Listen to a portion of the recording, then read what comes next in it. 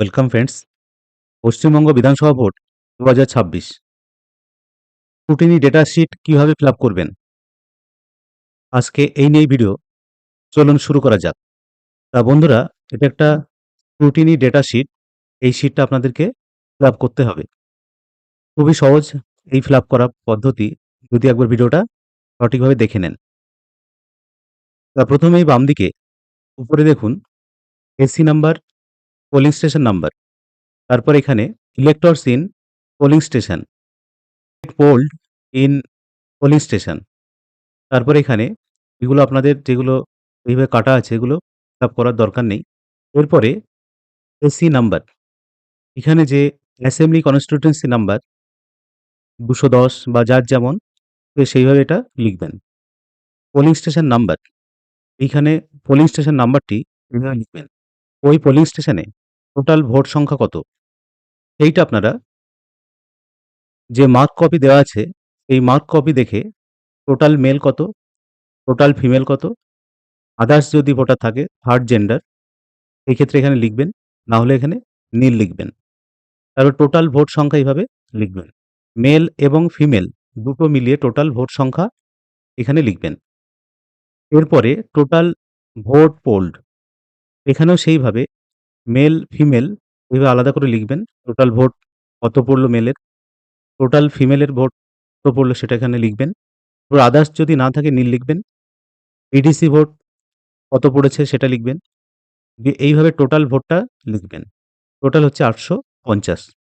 এরপরে নিচের দিকে এই লাইনগুলো যেগুলো এইভাবে করা আছে, অ্যারো করা আছে এই লাইনগুলো, এগুলো ফিল আপ করার দরকার নেই। এরপরে এখানে চলে আসবেন। নাম্বার অফ টেন্ডার ভোট, যদি টেন্ডার ভোট হয়ে থাকে তাহলে এখানে লিখবেন সংখ্যাটা, না হলে নীল লিখবেন। এরপরে নাম্বার অফ চ্যালেঞ্জ ভোট, যদি চ্যালেঞ্জ ভোট হয়ে থাকে তাহলে এখানে সংখ্যাটা বসাবেন, যদি না থাকে নীল করবেন এইভাবে। Number of challenge votes allowed, কতজন চ্যালেঞ্জ ভোট অ্যালাউ করা হয়েছে এই সংখ্যাটা এখানে লিখবেন, না হলে নীল লিখবেন।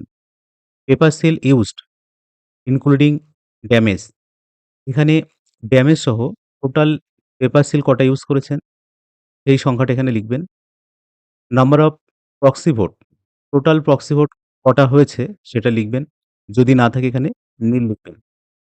Electors cast their vote against EPIC, EPIC দেখিয়ে কজন ভোট দিয়েছে সেই সংখ্যাটা এখানে লিখবেন।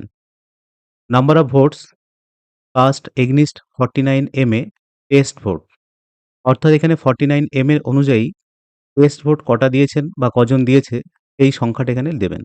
এরপরে electors cast their vote against alternative documents, alternative documents দিয়ে কজন ভোট দিয়েছে এই সংখ্যাটা এখানে বসাবেন। পরে number of blind infirm voters who voted with companion as per form 14A, 14A অনুযায়ী কতজন অন্ধ ভোটার ভোট দিয়েছে সেই সংখ্যাটা এখানে লিখবেন, না থাকলে নীল লিখবেন। Number of vote against 49O,